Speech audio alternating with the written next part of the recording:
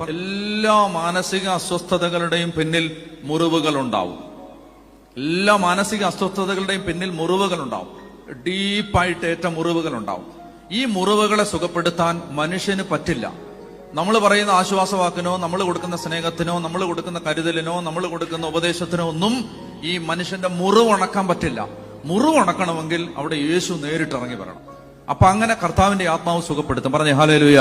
എന്തറിയോ, ഈ പരിശുദ്ധാത്മാവ് വരുമ്പോഴാണ് എന്നെ ദുഃഖിപ്പിക്കുന്ന ഓർമ്മകളൊന്നും എന്റെ മനസ്സിലേക്ക് വരാതെയായി, എന്നെ മുറിപ്പെടുത്തിയ ഓർമ്മകളൊന്നും എന്റെ മനസ്സിലേക്ക് വരാതെയായി, എന്നെ അസ്വസ്ഥതപ്പെടുത്തുന്ന ഓർമ്മകളെ യേശു എടുത്തു മാറ്റുകയാണ്. ഞാൻ മാറി, എനിക്ക് മാറ്റം വന്നു, എനിക്ക് സമാധാനം വന്നു, എനിക്ക് ഒരപ്പനുണ്ടെന്ന് എനിക്ക് മനസ്സിലായി. എനിക്കൊരു അപ്പനുണ്ട്. എത്ര ജീവിതങ്ങളെ ഞാൻ കാണിച്ചു തരാന്നറിയാം. ഹീൽ ചെയ്യപ്പെടുമ്പോ, ഹോളി സ്പിരിറ്റ് നിറയുമ്പോ